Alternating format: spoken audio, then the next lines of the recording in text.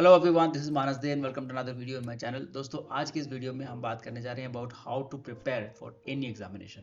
अगर आप इस वीडियो को देखने के लिए आए हैं तो आई एम श्योर कि आप या तो किसी एग्जाम की तैयारी कर रहे हैं, चाहे वो गवर्नमेंट एग्जाम हो, चाहे वो कॉम्पिटिटिव एग्जाम हो, किसी भी अच्छे कॉलेज में जाने के लिए, या नहीं तो प्रिपरेशन की सोच रहे हैं। आइदर ऑफ द केसेस में you should know a full proof plan about how to prepare for any examination. For those of you who are new here, I'm a civil engineer currently working in Central Public Works Department and मैंने काम किया है state government and central government के different departments में। I have experience of cracking numerous exams in state, center as well as for higher educations, and I like to guide people towards their career. So अगर आपको career से related videos पसंद है तो welcome to my channel.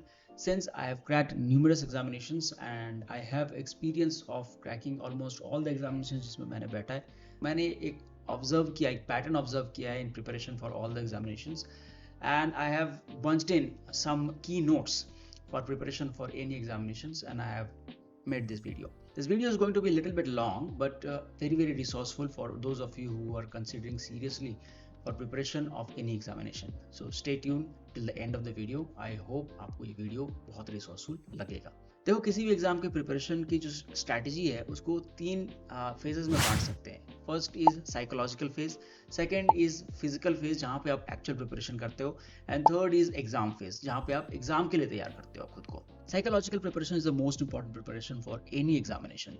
Once you have decided that you are going to do it and you have made up your mind, 50% of your work is done. The rest 50% is towards dedication towards that psychological preparation. So psychological preparation के लिए करना क्या है? सबसे पहला step है decide on what you want to do in your life. इस phase में you have to decide what are the opportunities available to you, what interest you the most, and आपको वहाँ पे जाने से क्या अपॉर्चुनिटीज मिल सकते हैं, क्या वैकेंसीज अवेलेबल है, कहाँ कहाँ पे आप जा सकते हो, एंड वहाँ जाने के लिए आपको कितना कॉम्पिटिशन फेस करना पड़ेगा। All these things need to be analysed at the beginning of the preparation itself. Once you have analyzed all the options available to you and आपने decide कर लिया कि आपको क्या करना है, the next step is believing that you can do it. And this is the most important part. Don't jump in right into the preparation. पहले आप अपने mind को make up करो, पहले psychologically subconscious mind को focus करो कि you can do it. For doing that, I recommend living your future. Once आपने decide कर लिया कि आपको क्या करना है, try to live in the future.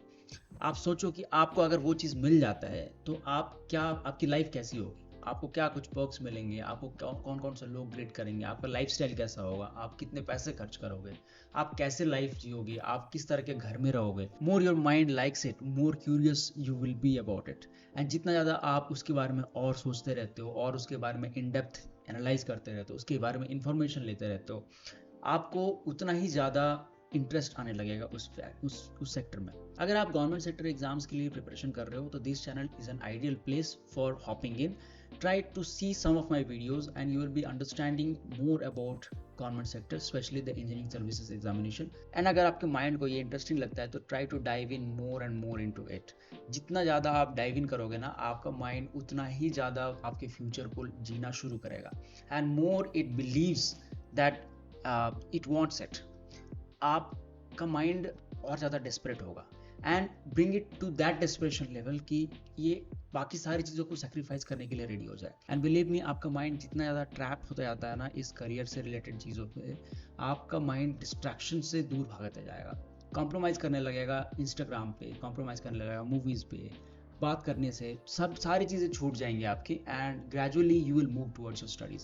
So this is the most important part. Psychologically खुद को डिटरमाइन करो कि हाँ आपको क्या करना है, एंड आफ्टर दैट जो भी सेक्टर में आपको जो भी करना है उसके बारे में ज़्यादा से ज़्यादा नॉलेज गैदर करते रहो। अगर आप अभी तक इस वीडियो में बने हुए हो तो आई होप आपको ये वीडियो पसंद आ रहा है, एंड अगर आपको वीडियो पसंद आ रहा है तो please hit that like button and subscribe button. It helps me a lot in motivating myself to make such kind of videos.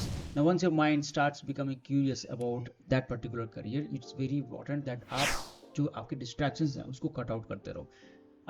जैसे एक चिंगारी होती है ना, उसको आग बनाने के लिए आपको उससे फेवरेबल चीज़ों को देना पड़ता है, एंड उससे जो अगेंस्ट वाली चीज़ें हैं उसको कट आउट करनी पड़ती हैं। सिमिलरली प्रिपरेशन से रिलेटेड चीज़ों को आपको बढ़ावा देना है आपके माइंड को, एंड डिस्ट्रैक्शंस को कट आउट करना है। Cut yourself out of Instagram, Facebook, WhatsApp, Snapchat and all kinds of social media. And अगर आपको बहुत ज़्यादा एडिक्शन है, आप रह नहीं सकते उसके बिना, तो try to allot 1 or 2 hours of time towards that. And उसी टाइम पे आपको यूज़ करना है. Don't use any apps, use it from your system so that आपका टाइम जो है वो बिल्कुल restricted रहेगा.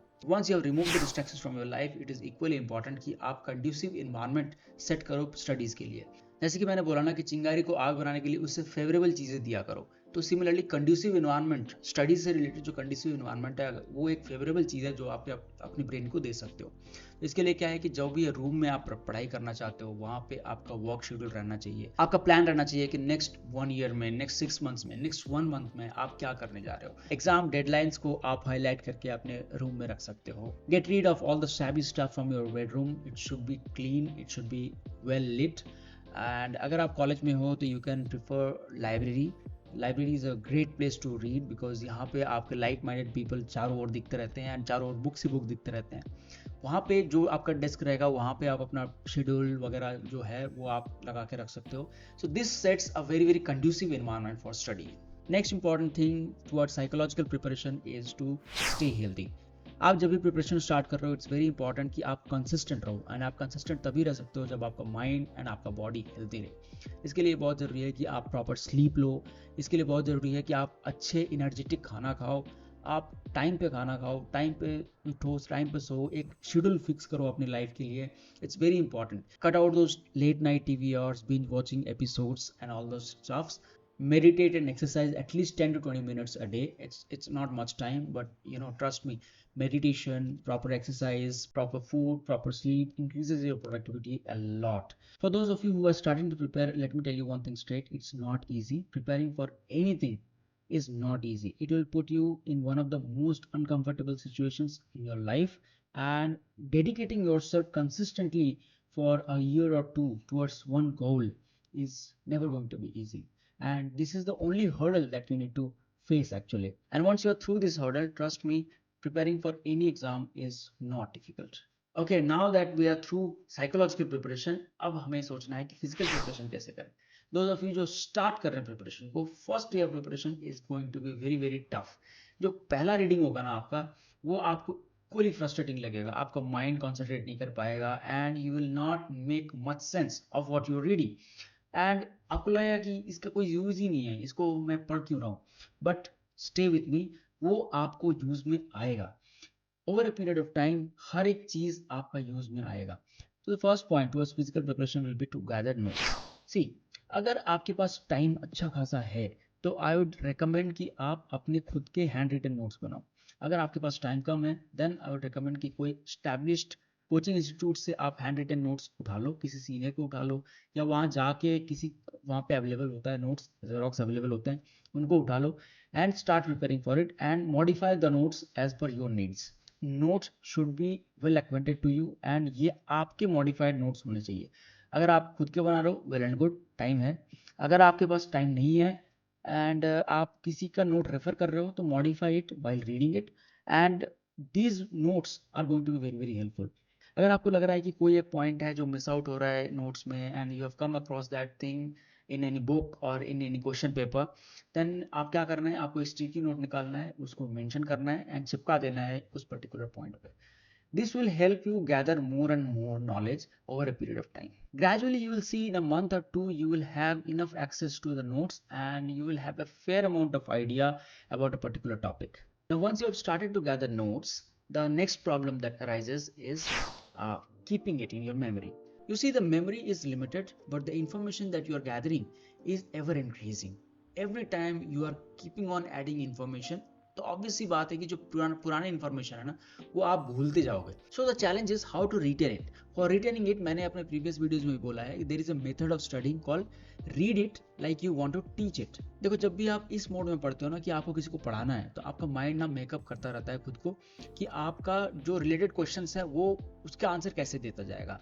And for that it will start creating connections with other existing knowledge it has. अगर आप एक नेटवर्क बना के पढ़ाई करते हो ना, तो जब भी आप एक चीज को पढ़ते जाते हो तो उससे रिलेटेड जितने भी कनेक्शंस हैं उन कनेक्शंस को आपका माइंड टच करता जाता है and this keeps on revising the previous topics. I give you an example of civil engineering. जब भी आप सपोज करो कि आरसीसी डिजाइन पढ़ रहे हो, तो आरसीसी डिजाइन पढ़ते पढ़ते आपको share force, bending moment diagram पढ़ने पड़ेंगे। जब आप बीम के कॉलम के डिजाइन करोगे ना, तो shear force, bending moment diagram, torsion, all kinds of stuffs will come in and at that point of time you should refer to your strength of material and इस तरह से आपका connection बनता जाएगा। सिमिलरली आपका स्ट्रक्चरल एनालिसिस भी काम आता जाएगा, क्योंकि आप मोमेंट को रिडिस्ट्रीब्यूट करोगे, आप मोमेंट को रिड्यूस कैसे करोगे, इसके बारे में भी पढ़ते जाते हो।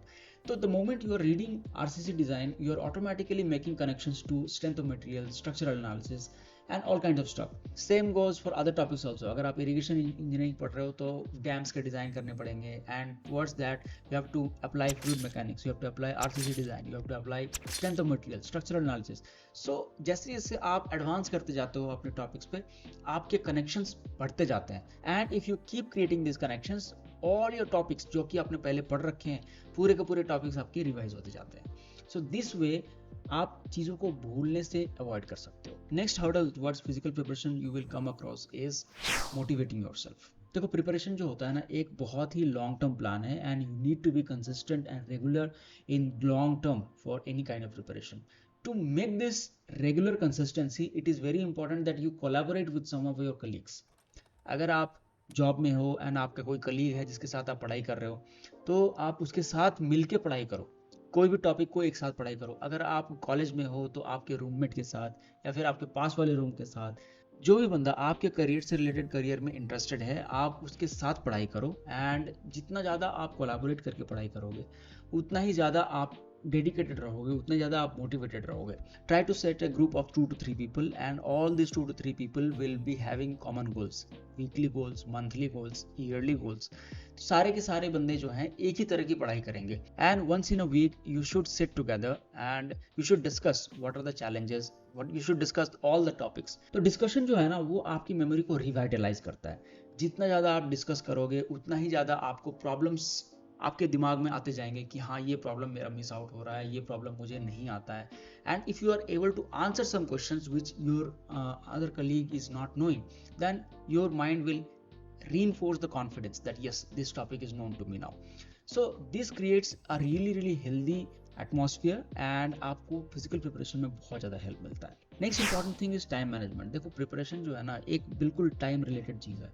आप 10 साल तो नहीं दे सकते ना किसी भी प्रिपरेशन के लिए। लोग देते हैं 3 साल 4 साल प्रिपरेशन करते रहते हैं, but this is not a very fruitful and very productive way of preparing, because every year you are dropping, you are losing productive career years and you should not miss out those years। So to do that, it is very important कि आप time की कदर करो and time की कदर आप तभी कर सकते हो जब आप शेड्यूल के हिसाब से चलोगे। वंस आप टाइमलाइन सेट करते रहते हो, आप ऑलवेज, आपका दिमाग जो है ना, वो एक स्ट्रेस पे रहेगा कि मुझे इस फिक्स टाइमलाइन पे काम करना है। एंड कभी आपने देखा है कि आपके पास अगर 1 घंटे का टाइम है और अगर आप कोई एग्जाम दे रहे हो, तो जो आपकी प्रोडक्टिविटी होगी 45 मिनट्स में, वो प्रोडक्टिविटी का दुगना प्रोडक्टिविटी होगा नेक्स्ट 15 मिनट्स में। Why? Because the time line is set, because the time is ticking. तो जब भी आप एक टाइम बाउंड पढ़ाई करते हो, टाइम लाइन पे पढ़ाई करते हो, उस टाइम पे आपका दिमाग ज़्यादा प्रोडक्टिव हो जाता है। नो डाउट आप एग्जॉस्ट जल्दी हो जाओगे, लेकिन जितने टाइम की आप पढ़ाई करोगे, उतना टाइम का पढ़ाई बहुत ही ज़्यादा प्रोडक्टिव होगा and this will help you. There are number of work schedules available, there are number of apps available जो कि आपका वर्क को शेड्यूल कर सकता है। आप एक्सेल शीट्स का यूज़ कर सकते हो, आप मैनुअली हैंड रिटन शेड्यूल बना सकते हो। आइदर ऑफ द थिंग आप यूज़ करो, लेकिन आप अपना शेड्यूल जरूर फिक्स करो, टाइमलाइंस जरूर फिक्स करो।